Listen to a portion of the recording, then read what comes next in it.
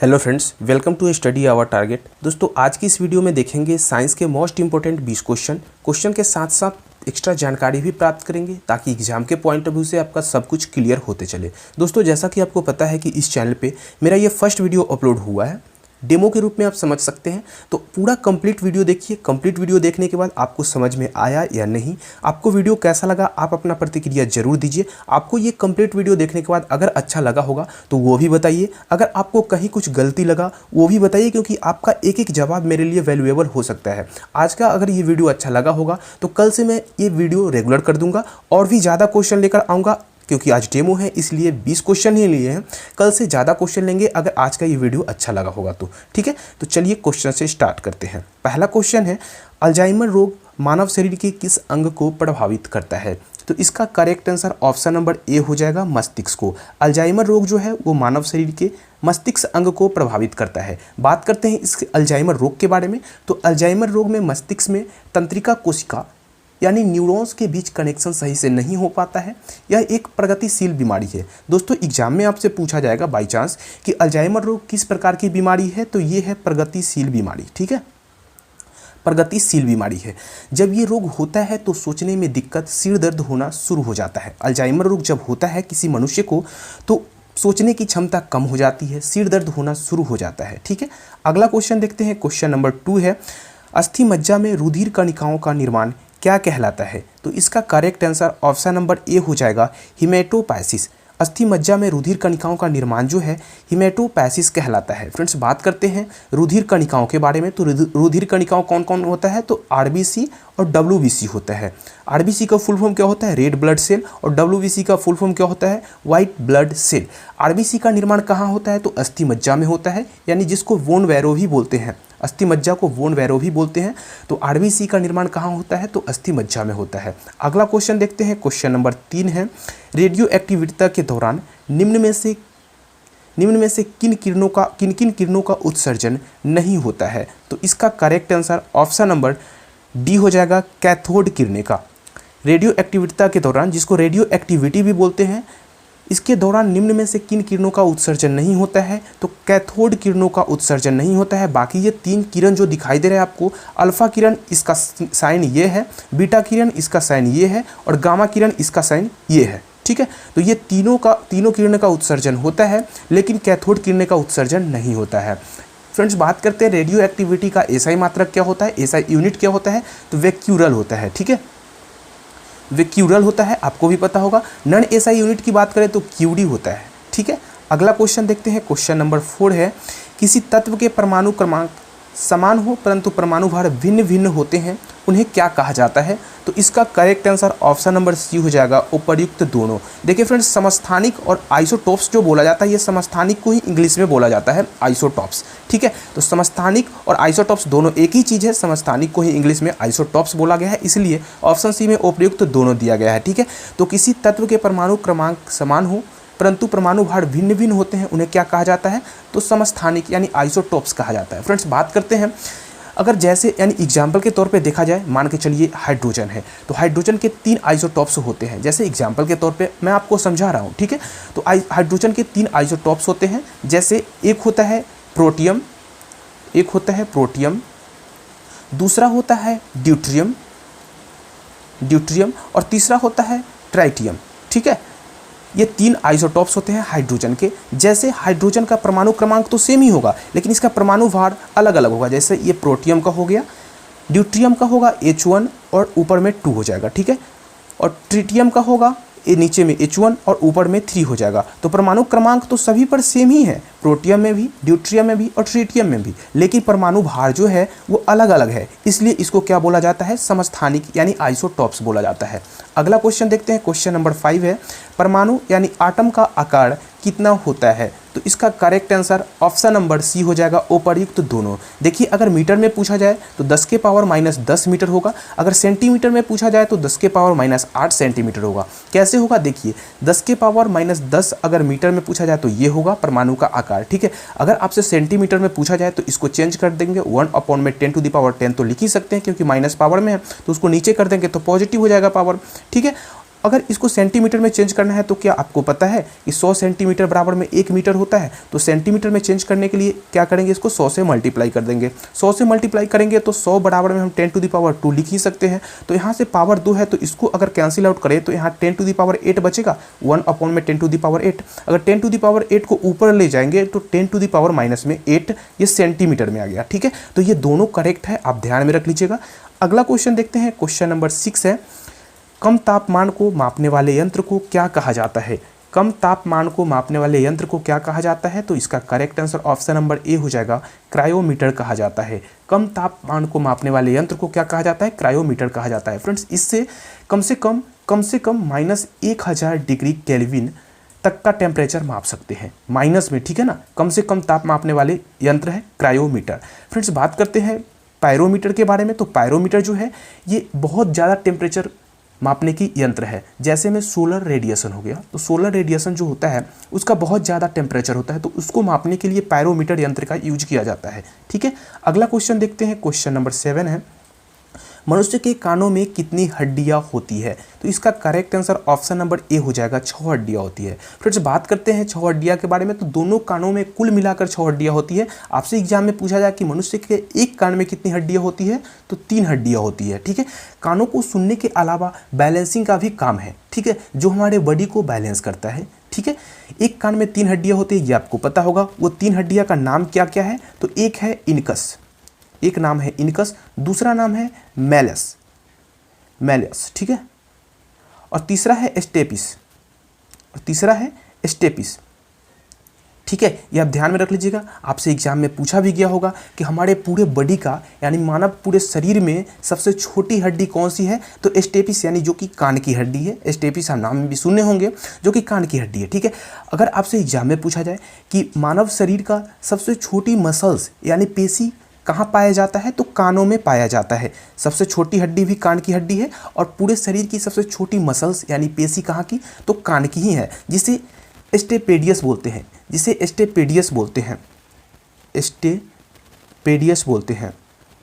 ठीक है, ये आप ध्यान में रख लीजिएगा। अगला क्वेश्चन देखते हैं, क्वेश्चन नंबर 8 है, सूर्य और तारों पर ऊर्जा का स्रोत क्या है। तो इसका correct answer option number A हो जाएगा, हाइड्रोजन का हीलियम में परिवर्तन। सूर्य और तारों पर ऊर्जा का स्रोत क्या है, तो हाइड्रोजन का हीलियम में परिवर्तन होना।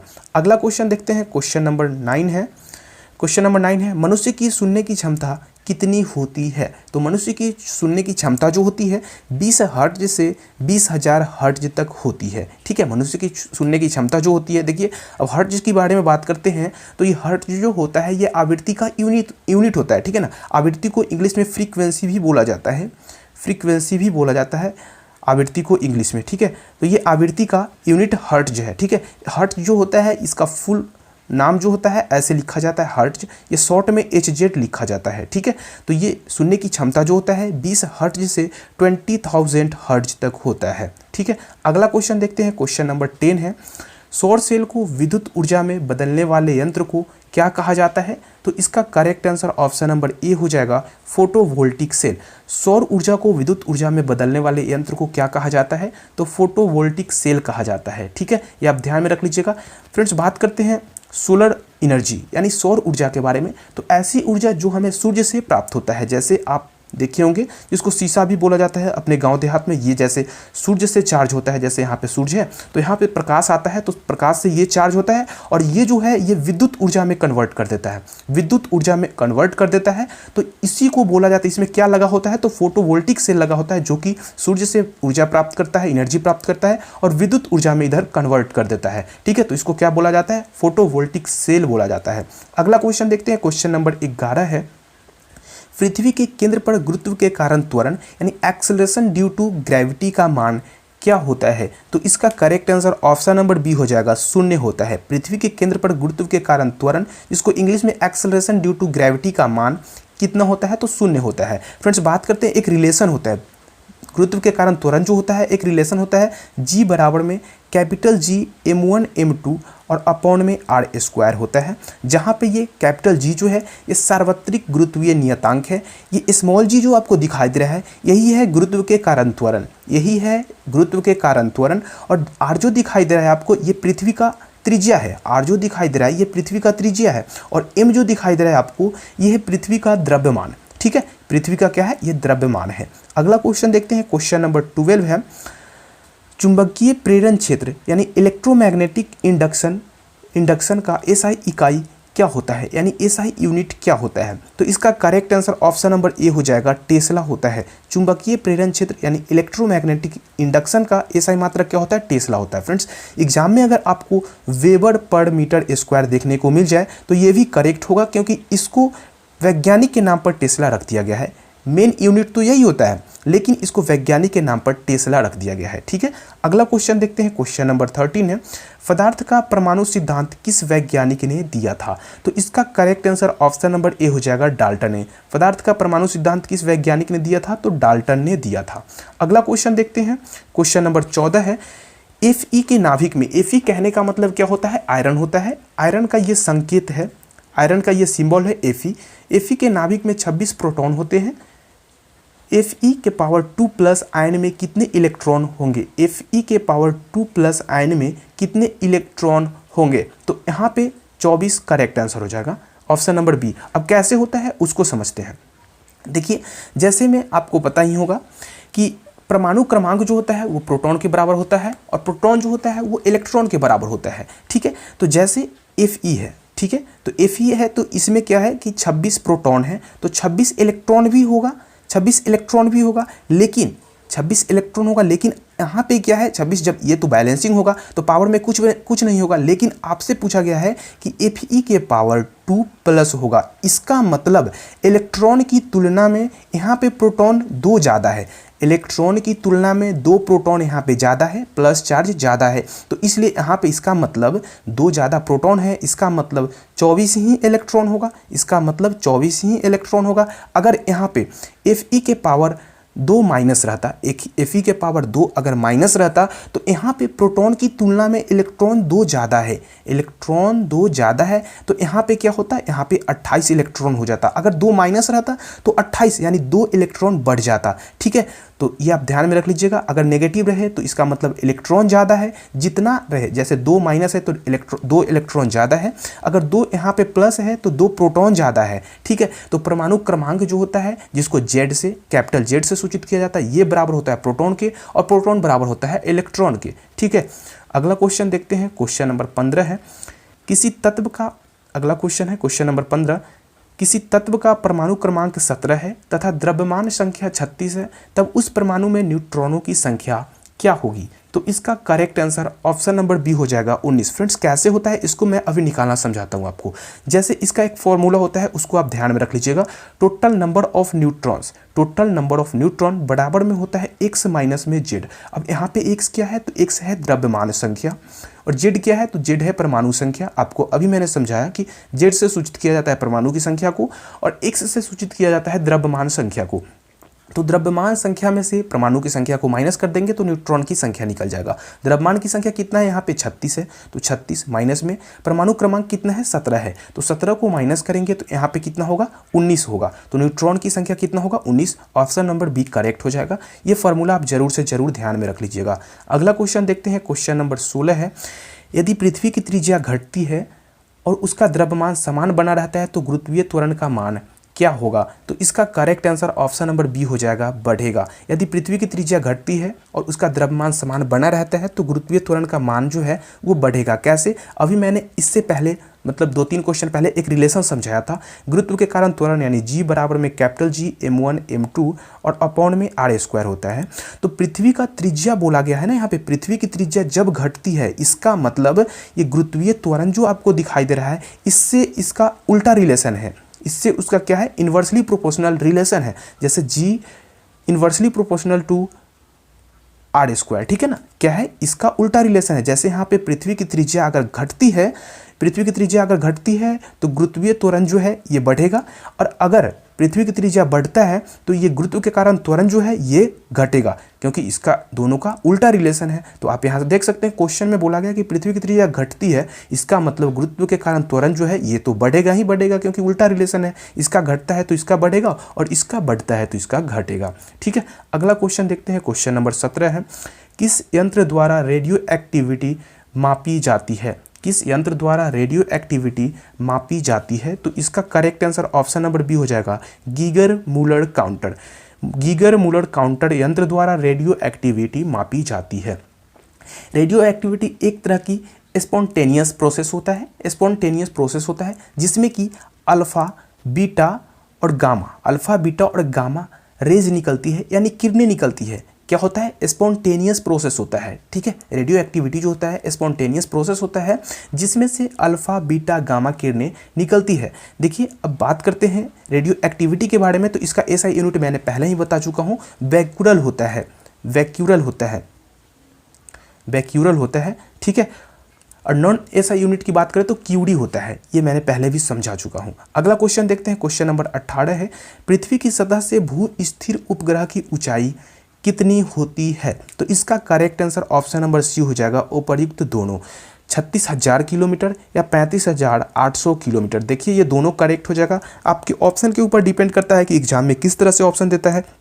अगर दोनों में से एक रहेगा तो एक ही मारिएगा, अगर दोनों ऑप्शन दे देगा तो ऑप्शन सी में जरूर देगा कि उपर्युक्त दोनों। ठीक है, तो उपर्युक्त दोनों होगा। पृथ्वी की सतह से भू स्थिर उपग्रह की ऊंचाई जो है ये 36,000 किलोमीटर और 35,800 किलोमीटर दोनों होता है। भू स्थिर उपग्रह को इंग्लिश में जियो स्टेशनरी सैटेलाइट भी बोलते हैं। ठीक है, अगला क्वेश्चन देखते हैं, क्वेश्चन नंबर 19 है, वॉशिंग मशीन यानी धुवन यंत्र, यानी धोने का यंत्र जो है, धोने का मशीन जो है, ये किस सिद्धांत पर कार्य करता है? तो इसका correct answer option number C हो जाएगा, दोनों। ऑप्शन नंबर कौन सा हो जाएगा? ऑप्शन नंबर सी हो जाएगा, दोनों। वॉशिंग मशीन जो है वो अपकेंद्रण यानी अपकेंद्रण को इंग्लिश में कॉन्फ़िगरेशन बोलते हैं, कॉन्फ़िगरेशन बोलते हैं, सेंट्रीफ्यूगेशन बोलते हैं। ठीक है ना, यह correct answer option number C हो जाएगा, यह आप ध्यान में रख लीजिएगा।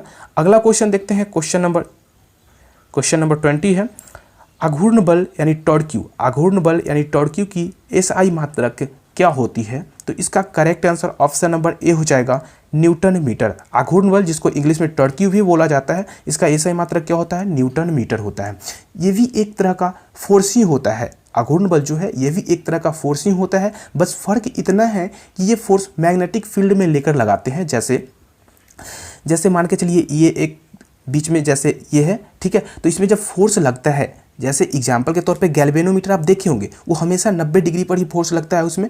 जैसे कोई भी चीज़ यहाँ पे जैसे दोनों तरफ टॉर्क यहाँ पे घूम गया, ये जो घूम गया तो इस पर फोर्स लगा तो ये घूम गया, ये भी एक तरह का बल ही है। ठीक है, मैग्नेटिक फील्ड में लेकर लगाते हैं बल। ठीक है, तो ये दोनों तरफ मैग्नेटिक है, इसके बीच में कोई चीज़ है तो उस पर बल लगा तो वो घूम गया, तो कोई भी चीज़ को घुमा दे उसी को टॉर्क्यू बोलते हैं। ठीक है, उसी को टॉर्क्यू बोलते हैं। जैसे एग्जाम्पल के तौर पे गैल्वेनोमीटर के बारे में मैं बता दिया। ठीक है, हमेशा ये 90 डिग्री पर लगता है। तो आज का ये कंप्लीट वीडियो कैसा लगा, ये मेरा डेमो वीडियो कैसा लगा, आप कमेंट करके ज़रूर बताइएगा। आपका एक एक प्रतिक्रिया मेरे लिए वैल्यूएबल रहेगा। अगर आपको आज का कंप्लीट वीडियो अच्छे से समझ में आया होगा, अच्छा लगा होगा, तो कल से मेरा रेगुलर क्लास अपलोड होगा। इसी तरह से और भी एक्स्ट्रा क्वेश्चन लेंगे और एक्स्ट्रा जानकारी भी देते रहेंगे। फिर मिलते हैं अगले वीडियो में। तो नहीं कर सकते क्योंकि आज का वीडियो कैसा लगा आप कमेंट करके जरूर बताइए।